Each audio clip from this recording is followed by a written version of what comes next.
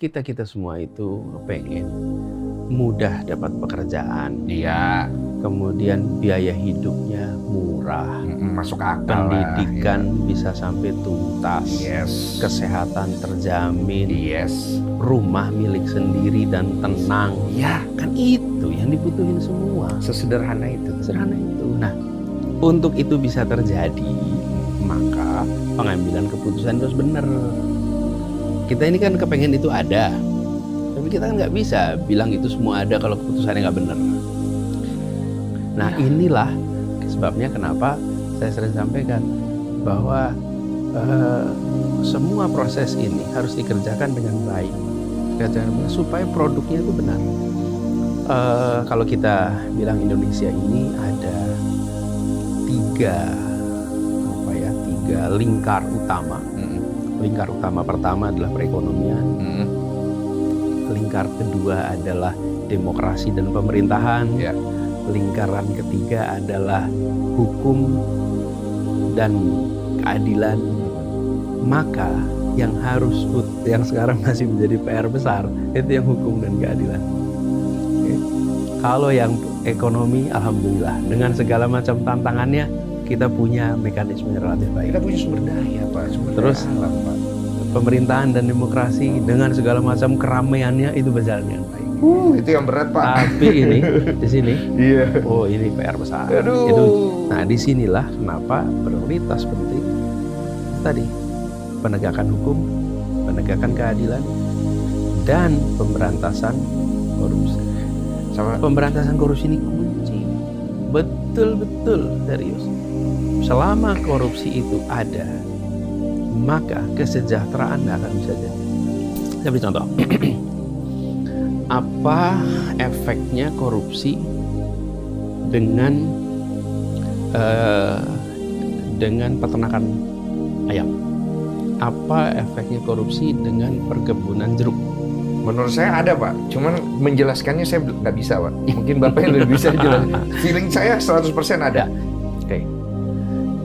Punya peternakan telur. Peternakan ayam. Peternakan ayam itu tidak ada di tengah kota. Ya. Peternakan ayam itu biasanya di tempat-tempat yang agak tinggi juga. Ya. Di pedesaan agak tinggi.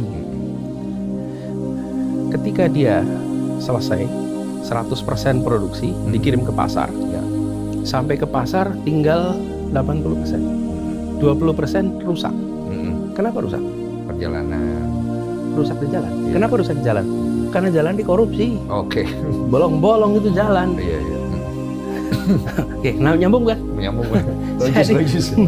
Kenapa korupsi itu mensengsarakan? Iya, jalan yang seharusnya rata, aspal yang seharusnya porsinya sekian, pasir sekian, nggak dikerjain. Oke, jebol. Ketika jebol, itu semua hasil sana, mau beli jeruk, mau beli jeruk yang benyok-benyok gitu, nggak mau lah. Efeknya apa? 100% jeruk keluar dari perkebunan jeruk sampai ke pasar, masuk akal. Tuh 30%, 20% dibuang. Rusak, kenapa? Ya. Rusak. Dibelum. Jadi kita ini jangan membayangkan kayak korupsi itu, wah, izin itu yang ada yang gede-gede, ini pada rakyat kebanyakan. Ini kecil aja nih, Pak. Contoh. Jadi kenapa memberantas korupsi itu penting? Karena itu berdampak langsung. Sekarang nih, kalau produksi 100 kilo telur, Iya.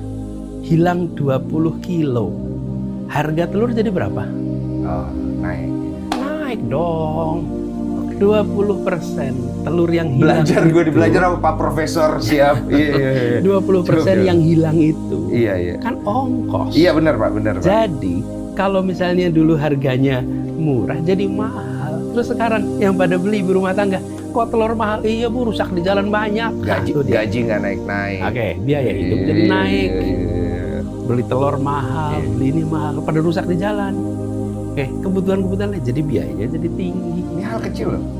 Ketika biaya jadi tinggi, oke, ibu rumah tangga, wah kalau gini nggak bisa telur tiap hari, Pak.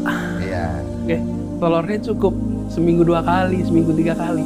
Oke, kesehatan anaknya, kualitasnya menurun. Iya, paham. Jadi, saya itu rangkaian itu jangan dianggap enteng. Saya setuju, Pak. 100% itu saya setuju. Memang hal kecil itu. Tapi itu impact-nya besar sekali. Saya kayak mau kasih ilustrasi rumit soal korupsi. Ini nih contoh. Dari situ aja kita langsung menyatakan, oh iya korupsi harus diberantas.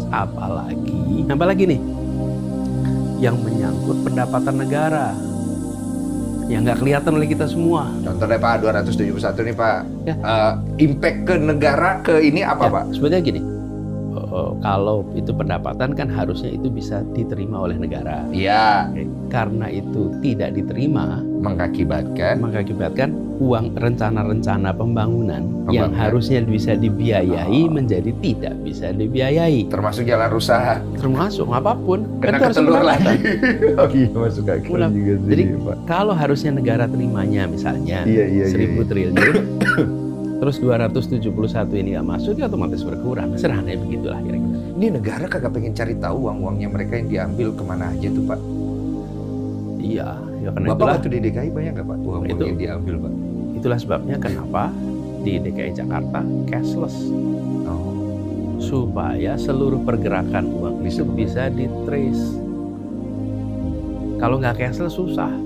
Nah kita juga nanti harus kerjakan tuh seluruh bagian pendapatan untuk makin hari makin cashless. Kalau makin hari makin cashless, maka tanpa non tunai.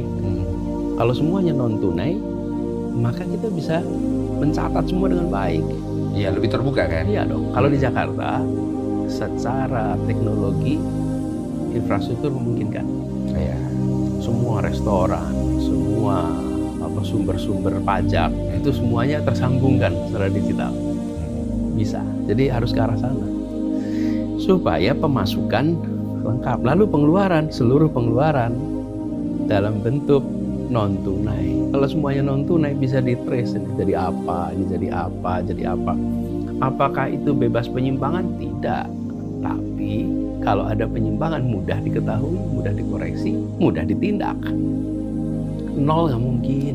Tidak ada negeri yang nol, seluruh dunia pasti ada. Tapi kalau sistemnya itu transparan, nah dia bisa mudah di-trace.